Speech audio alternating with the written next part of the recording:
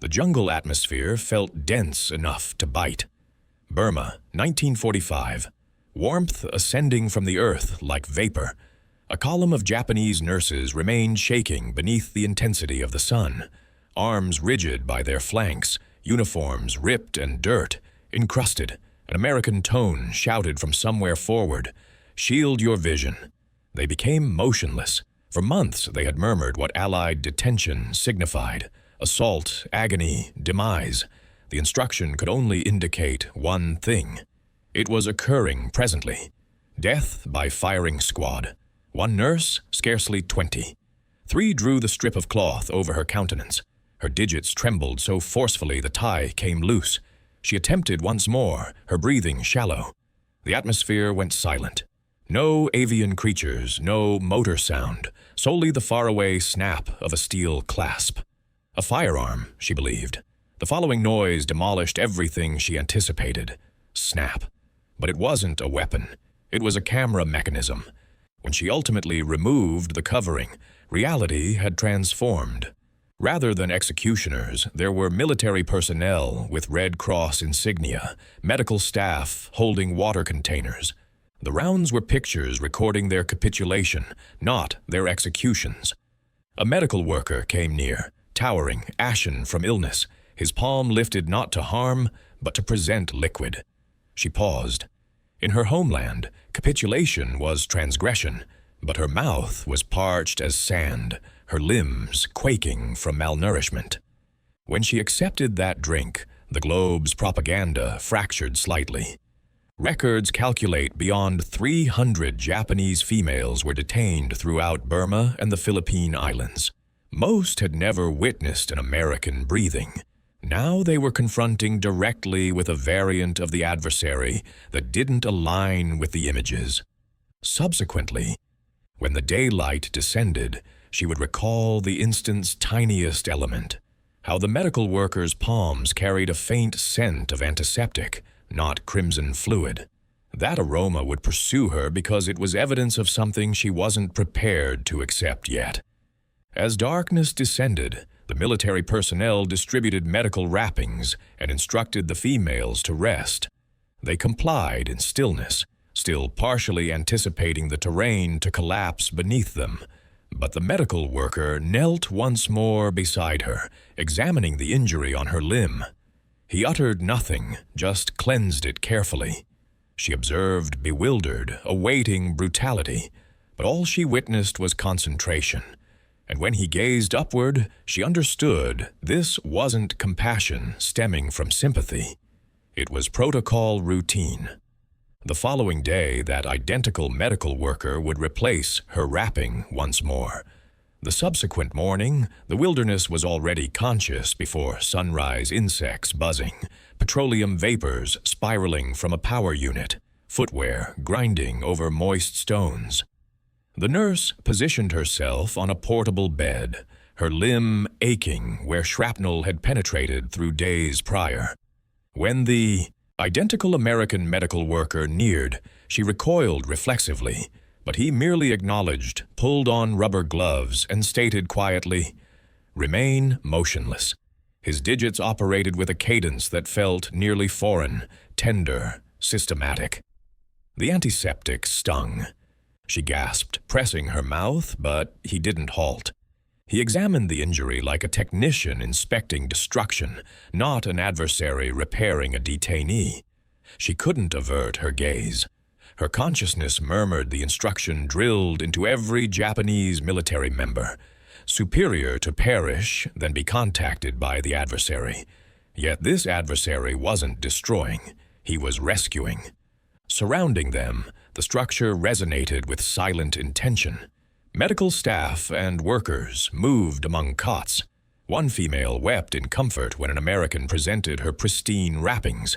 Another gazed at a metal container of grain, still uncertain if it was contaminated. None of it created logic.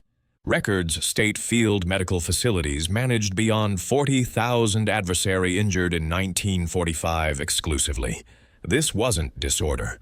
It was a framework constructed to restore even those who'd attempted to eliminate them hours previously. The medical worker absorbed away fluid and secured a new dressing. Then he encountered her gaze just for an instant. "You'll ambulate once more," he stated before transferring to the following cot. The phrases struck harder than pain medication. Ambulate once more. In her reality, she'd already been eliminated, her identity removed from documentation, her relatives informed she was lost in dignity. Yet here was her adversary, casually guaranteeing her a tomorrow. She remained there long after he departed, observing the daylight seep through the structure openings. Every noise, the sound of implements, the gentle speech of English, felt like an invasion on everything she'd been instructed. Subsequently, that day, she witnessed the medical worker again, this occasion transporting containers of provisions toward the dining structure. The atmosphere transported a different aroma now, not antiseptic, but something heated and savory broth. Her abdomen contracted. Appetite bellowed more forcefully than humiliation, and for the initial occasion since detention, the aroma of nourishment overpowered the terror of demise. The following day, she would sample what the adversary consumes. The sound of steel containers resonated like religious instruments throughout the encampment. Midday illumination streamed through the accessible openings, capturing the vapor ascending from a series of dented vessels. The Japanese females remained in formation, without footwear, heads declined, attempting to prevent visual interaction. The aroma arrived initially. Sodium, lipids, something unfamiliar but impossibly abundant. For an instant, they froze. Could this be deception? In their consciousness, allied nourishment signified degradation, pollution. But appetite articulated more forcefully than self-respect. An American food. Preparer with oil on his palms gestured toward the serving spoon. "Advance forward," he stated plainly. The initial nurse wavered, then extended her container. The broth poured in, dense with tubers, protein, even root vegetables. She stared at it, her esophagus constricting. For years, her provisions had been meager grain and preserved vegetation. Records state soldiers obtained 3,700 energy units per day, while Japanese forces scarcely received 2,000 if provision routes hadn't already deteriorated. When she ultimately accepted a portion, the temperature burned her tongue. The taste detonated. Sodium, warmth, and something she couldn't identify, solace. Throughout the surface, another nurse commenced to weep silently, moisture descending into her nourishment. No one ridiculed her. An American sentinel simply replenished her container. The females consumed in stillness, sampling not just nourishment, but incredulity. Each portion was a confrontation between propaganda and actuality. In her homeland, images displayed Americans as creatures. Yet, these men presented them meals hotter than they'd possessed in months. One of them even displayed pleasure when a nurse whispered thanks. It wasn't sympathy. It was custom military member to military member. Subsequently, they were provided portable water containers, small vessels of fat, and a solitary bar of confection to distribute. The sugar was nearly intolerable. Their bodies weren't accustomed to it. One nurse rotated away, culpability overwhelming her countenance. She murmured, "This isn't correct. We're intended to experience hardship." That darkness, satisfied for the initial occasion in years, she remained conscious under insect protection. Her abdomen hurt, not from appetite, but from bewilderment. Every instruction drilled into her since youth about humiliation, virtue, demise before disgrace, was fragmenting apart one portion at a time. From beyond the structure, amusement drifted from the American fire. She didn't comprehend the phrases, but she identified the inflection. Men expressing joy to remain mortal. And when she perceived a sentinel's tone summon outward, illumination cessation, females, she understood there was no cruelty in it, just sequence. The following day, the genuine humiliation would commence to dissolve. The darkness pressed substantial on the fabric structures. Insects screamed in the wilderness beyond the boundary cable, a notification that the conflict hadn't quite ceased respiring. Within, the Japanese nurses rested adjacent to one another, immobile, feigning slumber. But their consciousnesses were active, contemplating on the identical, impossible consideration. What if benevolence was more frightening than cruelty? At sunrise, one of them, Nurse Aki, arose and stepped beyond. She anticipated a sentinel's exclamation, perhaps a thrust back into the structure. Rather, an American gestured from the liquid barrels. "Dawn," he stated, indicating to a metal cup and a portion of cleansing agent. She froze. The motion was plain, but her reflexes screamed deception. In her homeland, capitulation signified forfeiting virtue, form, spirit, lineage identity. Even her own commanders had cautioned, "If detained, do not return." She neared gradually. The cleansing agent felt smooth, alien, and aromatic. The military member rotated away courteously, occupying himself with a cleaning container. He didn't observe her cleanse. He didn't sneer. He just permitted her be mortal. She murmured, "Thank you," without comprehending why. All surrounding her, other females participated awkwardly, hesitantly, cleansing countenances that hadn't felt pure in months. One expressed joy suddenly, a piercing, surprised noise that made the Americans glance over, then display pleasure. For a temporary instant, the encampment didn't feel like a detention facility. It felt like an unusual, suspended portion, but humiliation persisted, obstinate as earth. They understood their relatives would perceive they expired. Capitulation had eliminated them, yet their detainers kept providing them nourishment, treating them, even providing them minor tasks to remain occupied. This silent pattern commenced to pierce more than insults ever could. Japanese military tradition had constructed an entire legend surrounding demise before disgrace.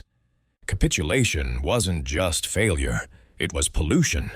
Yet now the alleged demons were proving more controlled, more courteous than the commanders who'd once shouted at them. The comprehension was insufferable. That twilight, as the atmosphere transformed the shade of corrosion, an American officer passed by their structure transporting a collection. "Coverings," he muttered, tossing them onto the platforms. The females didn't shift. They stared at the material like it was another examination. No one dared contact them initially. Aki positioned herself upright, palms quaking. She extended outward and drew one toward her torso. It was heated, naturally, genuine, and for the initial occasion since detention, she didn't feel exposed. The following darkness, the coverings would return, but with a different variety of examination. Darkness once more. The encampment was silent except for the hum of insects and the minimal speech of faraway sentinels. The covering's coarse, olive-colored, stamped military lay organized at the base of each cot. None of the females had contacted them since dawn. Aki rested conscious, her form stiff with uncertainty. Every benevolence still felt like lure. In her reality, compassion was never complimentary. So when the structure opening rustled and a silhouette entered, her circulation slammed against her chest. An illumination beam swept throughout the platforms, pausing temporarily on countenances. An American officer remained there, towering, without weapons, the illumination reflecting off his identification plates. "Cold this darkness, madam," he stated, releasing one additional covering on the nearest platform. Then he departed. No requirement, no intimidation, just a motion. Stillness extended. No one articulated for a complete minute. Then gradually, one of the younger nurses extended for her covering, revealing it like a sacred item. She drew it over herself. The others pursued, the structure filled with the faint noise of material shifting, the initial collective release since detention. Aki pressed her countenance into the coarse fabric and detected sodium, steel, and something faintly mortal. Perspiration, perhaps, or expectation. It wasn't gentle, but it was secure.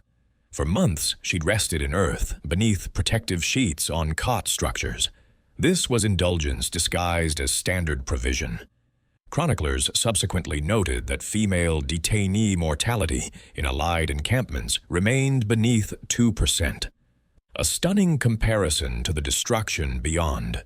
The females didn't comprehend those figures, but they could sense what calculations subsequently proved. Existence had replaced dignity as the sole truth remaining.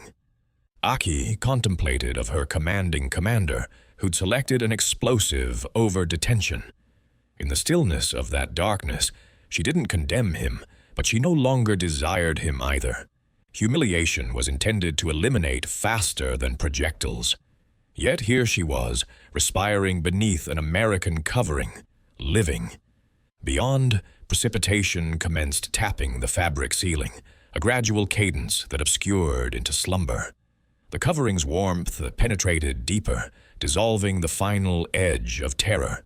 Before her vision closed, she murmured, "Thank you, too gentle for anyone to perceive." By dawn, when the precipitation ceased, something new glistened through the encampment.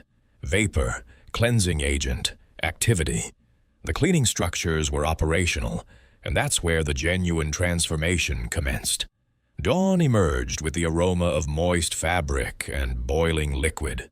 The precipitation had ceased, leaving the encampment steaming beneath a pale solar body. Series of barrels smoked adjacent to a temporary cleaning structure. Military medical staff and provision clerks had suspended cords between supports, sheets moving in the humid air. A timber sign read plainly, "Cleaning." The Japanese nurses remained uncertain at the entrance, observing Americans transport containers like precision.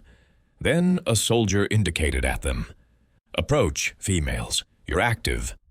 He presented Aki a scrubbing implement. She stared at it like it was a weapon she didn't comprehend how to utilize. The initial contact of cleansing agent against material startled her, foamy, smooth, slippery. For an instant, she froze. Then muscle recollection assumed control. Scrub, cleanse, compress. Soon the noise of cleaning filled the location. Implements scraping, liquid splashing, containers clanging. American nurses participated in, expressing joy at each other's imperfect Japanese. The absurdity of it all fractured something accessible. For the initial occasion, the detainee encampment resonated nearly familial. Records from Allied documentation mention that Pacific encampments managed beyond 1 million weight units of cleaning every week, a small disregarded mechanism of spirit and sanitation. But for these females, it was more than cleanliness. It was renewal. Each scrub of a sleeve, each cleanse of fluid or grime peeled away strata of propaganda. Aki noticed her image quaking in a container of liquid. The female staring back wasn't the military member who'd marched into Burma. Her facial areas were purer, vision less hollow. She appeared living. Surrounding her, the Americans distributed their provisions, cleansing agent, fabric fasteners, even fragrance specimens from aid parcels. One nurse giggled as she applied a droplet on her arm. An American officer passing by lifted his facial feature but stated nothing. "Carries aroma superior than the conflict," another military member jested. The amusement was awkward but authentic, and Aki discovered herself displaying pleasure despite the culpability that pursued. In that humid structure, adversaries became collaborators. Then something unusual mortals with soiled uniforms and fatigued arms. The cadence of scrubbing became mesmerizing, nearly sacred. When the liquid transformed transparent once more, Aki captured her image once more and didn't identify the humiliation that used to exist behind her vision. Then the power unit resonated to existence nearby, and a new noise sliced through the encampment.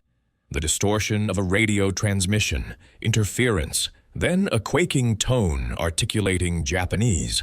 Something was occurring, something unthinkable. The tone on the radio stuttered through interference, high, formal quaking. The Japanese females froze mid-activity, their palms dripping with cleansing agent. Aki identified the dialect instantly. Imperial court language. No military member ever utilized it. The encampment descended silent. Even the American sentinel seemed to comprehend something monumental was fragmenting through the transmissions. The radio operator adjusted the frequency. The tone steadied. Tolerate the intolerable, bear the insufferable. Aki's organ contracted. That was Emperor Hirohito, the individual they'd only ever witnessed painted on banners, now articulating phrases they weren't intended to perceive. Capitulation. No detonations, no weaponry discharge, just the silent deterioration of an empire. Aki released the implement surrounding her. Others descended to their limbs. Some wept, others stared vacantly at the earth. For years they'd been informed Japan was celestial, invincible. And now, in this American encampment, surrounded by adversaries who had provided them nourishment, restored them, clothed them, it concluded. Not with combat, but with a tone, an American officer deactivated the radio. He didn't articulate. He didn't require to. Records calculate. Japan capitulated with beyond 3.5 million forces still overseas, dispersed. Throughout the Pacific, many unaware the conflict was already concluded. The stillness extended substantial as vapor. Aki sensed an unusual, dizzy tranquility. The phrase capitulation had once been toxin, but in this instant it felt like air. The humiliation she'd transported like protection, fractured, replaced by something quieter, comfort. One of the Americans presented her a cloth. "It's concluded," he stated gently. She acknowledged, unable to respond. Concluded? The phrase felt surreal. That darkness the encampment didn't commemorate. No exclamations, no weaponry discharge, no melodies. Just small activities, sentinels lowering weapons, medical staff packing implements, food preparers closing lids. Even victory resonated fatigued. In the females' structure, no one rested. Some murmured about homeland. If homeland still existed, others prayed silently. Aki stared at her palms, wrinkled from foamy liquid. They didn't appear like palms of failure. They appeared like palms that had persisted. When sunrise arrived, the barriers opened for the initial occasion. The sentinels remained back. No one prevented them, but the females didn't shift. The accessible route beyond the cable felt too expansive, too conclusive. Liberation had arrived, but no one comprehended what to accomplish with it. The following day, the atmosphere would sample different. Liberation always accomplishes. August 15th, 1945. The noise was granular, far away, like a phantom articulating through interference. The Emperor's tone filled the encampment once more, resonating from every radio the Americans had adjusted to the identical frequency. "We have determined to establish the route for a magnificent harmony." The phrases were gentle, nearly tender, but each one struck like artillery. For the Japanese nurses positioned in series beyond their structure, heads declined. It felt impossible. The celestial tone they'd worshipped since youth was admitting failure. Aki's esophagus constricted surrounding her. Females quaked, some grasping each other's sleeves, as if the terrain itself might surrender. The Americans didn't boast. They just remained motionless, headwear removed, listening. The conflict that had consumed millions was concluding, not in detonations or exclamations, but in stillness. Chroniclers document Japan's capitulation with 3.5 million forces still positioned overseas. Their conviction demolished by one brief transmission that lasted less than 10 minutes. When the transmission concluded, the wilderness assumed control once more. The hum of insects, the faraway sound of a power unit, the aroma of boiled beverage. One nurse murmured, "I perceived his tone." Another responded, "So did they," acknowledging at the Americans. That comprehension penetrated deeper than failure itself. The boundary between adversary and companion had obscured into distributed exhaustion. Aki examined the military medical worker who had treated her injuries months prior. He was leaning against a vehicle, arms folded, vision fixed on the distance. For the initial occasion, he appeared aged, not triumphant, just mortal. Within the command structure, instructions distorted over the radio, evacuations, inventories, registers of detainees to be released. Beyond duration seemed to hold its respiration. The conflict was concluded, but no one shifted. That twilight, as the solar body dissolved into the wilderness canopy, a commander neared the females. The barriers will open the following day. He stated quietly, "You'll be liberated to depart. Liberated." The phrase suspended in the atmosphere, substantial and uncertain.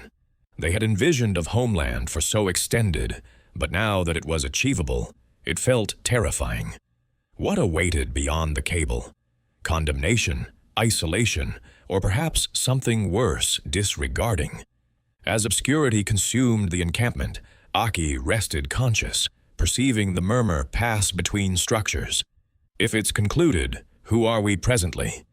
The following day they'd discover, when the barriers opened and no one prevented them.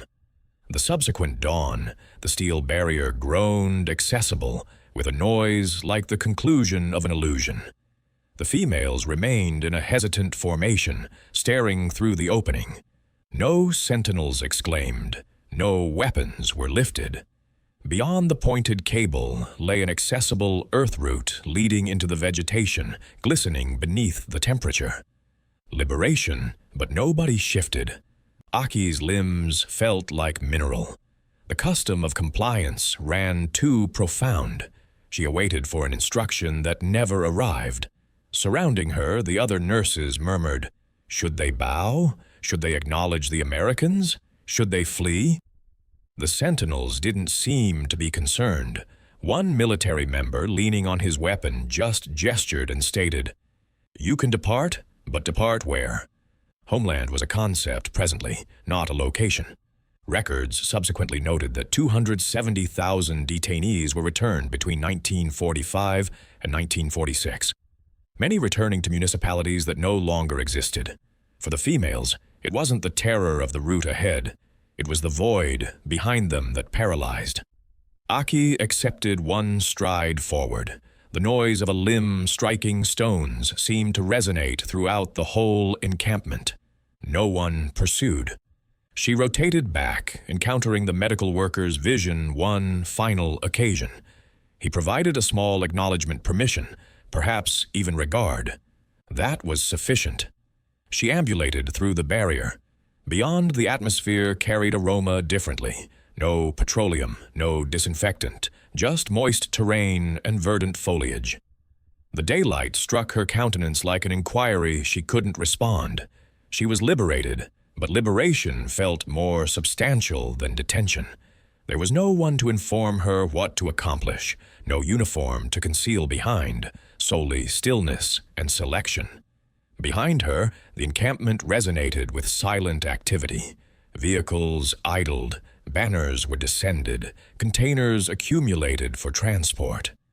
The conflict mechanism was packing itself away, and yet the genuine conflict within her was just commencing.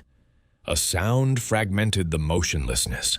A vehicle rolled up the route, particles trailing behind it.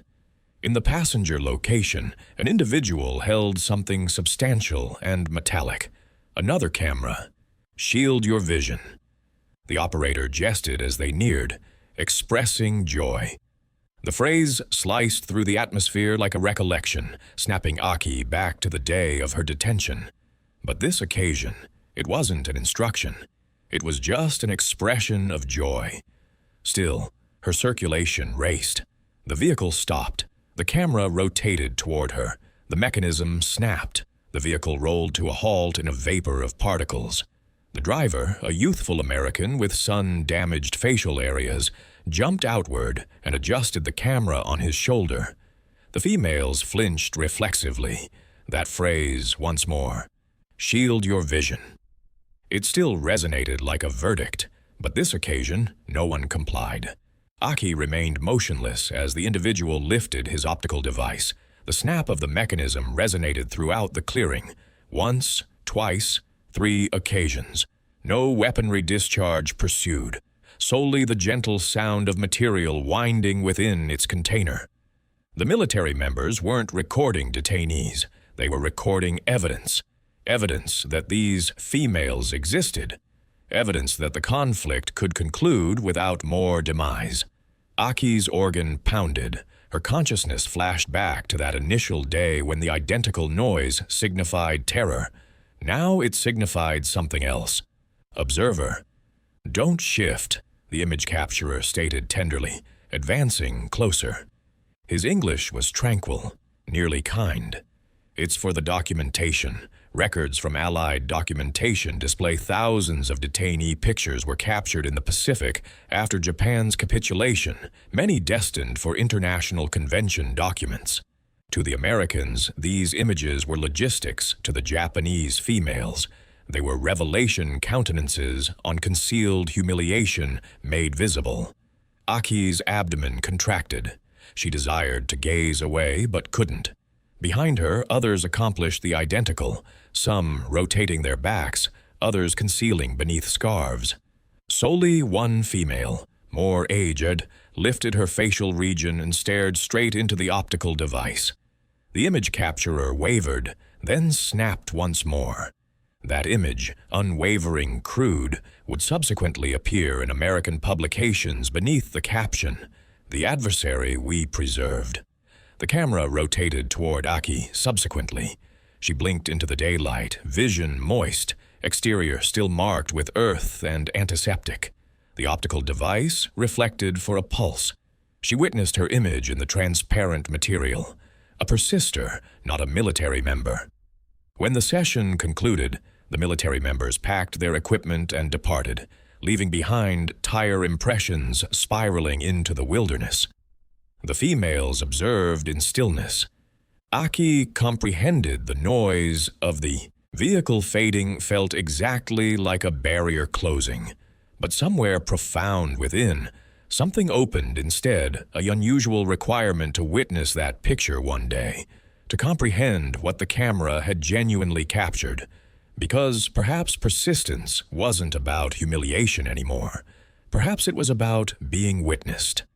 As the particles settled, she rotated to locate the more aged female who'd stared straight into the optical device. Their vision encountered, and Aki ultimately inquired, "How did you accomplish that?" The response arrived in a murmur. "I just stared back." The picture developed months subsequently in a humid, temporary laboratory. Chemicals piercing the atmosphere, material spiraling on drying routes. The image was severe. No displays of pleasure, no arrangements, just a youthful Japanese female staring directly into the optical device. Her vision, moist but steady, transported something impossible to fabricate. Exhaustion, virtue, defiance. The American image capturer stared at it for an extended duration before stating, "This one remains." That solitary frame captured in instants would travel farther than any of them could envision. It was produced in American magazines in early 1946 beneath captions like "Compassion," "At conflict's conclusion," and "The enemy we provided nourishment." For many Americans, it was their initial occasion witnessing Japanese females as more than propaganda silhouettes. For Japanese readers who subsequently glimpsed it, the surprise was doubled. A detainee gazing straight into a camera without humiliation. Aki witnessed the picture months subsequently affixed to a humanitarian organization notice surface in the return port. Her respiration captured. She identified the female instantly, the identical one who'd murmured, "I just stared back." But the image didn't display terror. It displayed reclamation. That gaze stated, "You didn't demolish me. You witnessed me." Records display that American civilian sentiment toward Japanese detainees softened markedly. After such images circulated correspondence to editors, transformed inflection from vengeance to uneasy compassion. One military member even wrote, "If this is what compassion appears like, perhaps we accomplished one thing correct." For Aki, that picture transformed everything. She comprehended persistence wasn't about disappearing. It was about existing in plain observation despite everything. The humiliation her tradition required commenced to lose its mass. Months subsequently, she encountered the identical image capturer once more on the platforms. "That picture," she stated in gradual English, indicating at his container. He displayed pleasure gently. "You're in one too." Her abdomen flipped. She hadn't been aware. He extended in and presented her a smaller production. Her countenance half in shadow, hair uncombed, vision uncertain. But living, she held it carefully as if it might dissolve in her palms. "Why?" she inquired. "Because Chronicle disregards rapidly," he replied. "Pictures don't. That darkness. Aboard the transport vessel awaiting to sail, Aki concealed the picture within her uniform. The following day, that vessel would accept her back to Japan, a nation she wasn't certain would recall her at all. The vessel groaned as it pressed through the Pacific surges, its exterior slicing the gray liquid like a gradual pulse. Sodium pierced the atmosphere, petroleum vapors mixed with the faint sweetness of preserved fruit from the cooking area. On platform, nearly 900 Japanese detainees, males, females, and nurses, remained pressed along the railing, observing the distance obscure.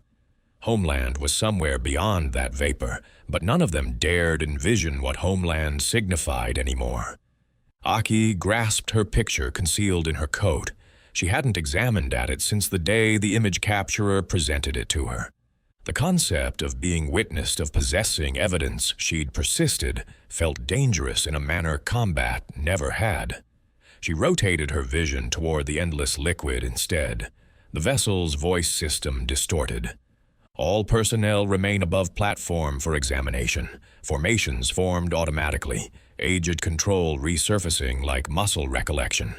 Military medical workers shift through the population examining injuries, presenting outward parcels of biscuits and preserved milk. The efficiency was mechanical, but not brutal. These individuals had accomplished this 100 occasions. Records display that each return vessel transported between 600 and 1,000 returnees, complete with medical workers, humanitarian organization personnel, and provisions calculated for the complete voyage. At darkness, the platform descended silent. The noise of the ocean filled every consideration. Some murmured prayers, others sang fragments of aged melodies. Aki listened to the sea strike the exterior, each surge resonating like a pulse, reminding her she was still here. She contemplated of the medical worker who had cleansed her injury, the sentinel who'd presented her a covering, the individual behind the camera. Their countenances obscured together, not as adversaries, but as observers. That was the most difficult portion, comprehending she owed her existence to individuals she'd been raised to despise. Days passed. The atmosphere grew more cold. Japan was near. One dawn, the distance transformed mountains faint beneath an ashen atmosphere. The population leaned forward reflexively, a speech rippling through them. Aki sensed her limbs go feeble. There it was, the nation that had declared her disgraceful, now awaiting to consume her whole once more. An American sailor adjacent her presented a concluding vessel of fruit. For the journey homeland, he stated, she accepted it, without phrases.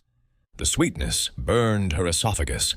By sundown, the platforms of the port would appear, and with them stillness, condemnation, and a demolished municipality. When the vessel ultimately docked at the port, a cold wind swept over the harbor, transporting the aroma of cinder and sea liquid. Japan didn't appear like Japan anymore. From the platform, the returnees stared in stillness.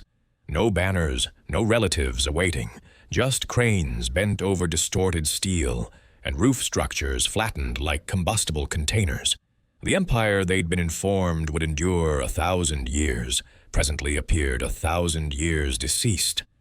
Aki advanced off the incline, grasping her documents, her uniform sleeves rolled firm against the cold. Surrounding her, hundreds of others shuffled forward, heads downward. Military members directed them toward examination locations where Japanese administrators, lean, ashen, and emotionless, accepted downward identities. No one encountered her vision. When she provided hers, the administrator paused, glanced at a position, and stamped the document without a phrase. She ambulated through the demolished routes toward what had once been the capital. Vapor still persisted in the atmosphere years after the bombardments that had eliminated beyond 100,000 civilians in a solitary darkness. The municipality was silent, stripped of shade and self-respect. Residences remained hollow. Youth scavenged among destruction. Aki located the address of her lineage's residence. Nothing remained except the base stones and a half-dissolved vessel. The adjoining resident, a gaunt female in a tattered garment, stared at her uniform and expressed disapproval. "You arrived back?" she inquired plainly. Aki acknowledged. The female rotated away without another phrase. That reaction became the pattern.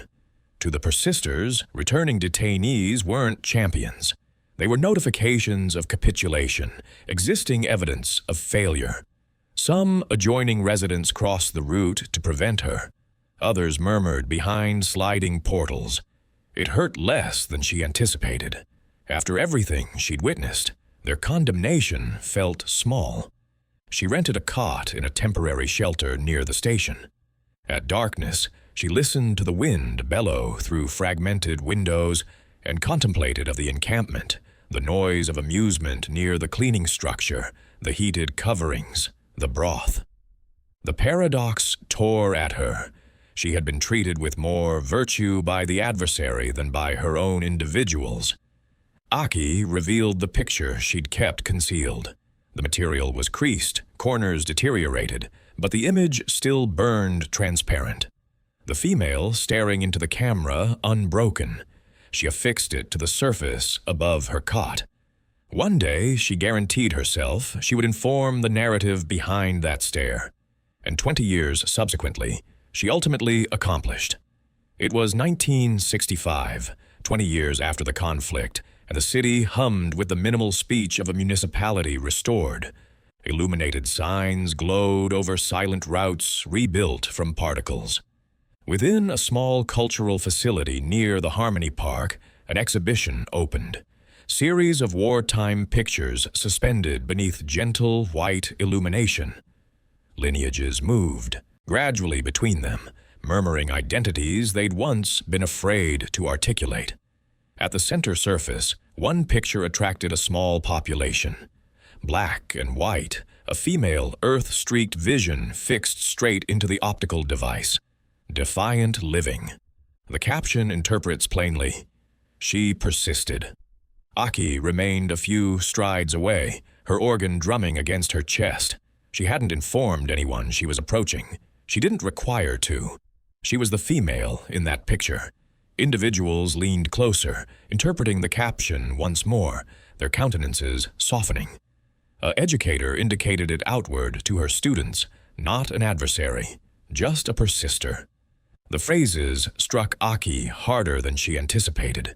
For 2 decades, she'd transported the mass of stillness, concealing her narrative behind everyday patterns. Now, unfamiliar individuals were learning it without her ever articulating a phrase. Chroniclers note that by the 1960s, Japan's conflict recollection commenced to transform from national degradation to reconciliation. Veterans' chronicles surfaced, museums opened, and narratives once buried in humiliation discovered air once more. Aki had feared she would be disregarded. Instead, her picture had become portion of something larger, a collective accounting. She shifted closer to the frame. The image seemed more aged presently, the vision more comprehending than she recalled. Behind that stare was an instant when benevolence fragmented a weapon stronger than projectiles. Humiliation, she murmured to the transparent material. They informed us capitulation was demise, but they were incorrect. A youthful female adjacent her overheard. "Are you her?" she inquired, vision expansive. Aki wavered, then displayed pleasure gently. "Yes," she stated. The youth bowed. No condemnation, no disgust, just silent regard. For the initial occasion since the conflict, Aki sensed something lift. Persistence wasn't just endurance. It was testimony. She comprehended that compassion, once degrading, had become the sole variety of dignity that endured. As the exhibition illumination dimmed for closing, Aki rotated away from her picture, her image fading in the transparent material. She murmured one concluding phrase, her tone steady presently. It was never about humiliation. It was about being mortal.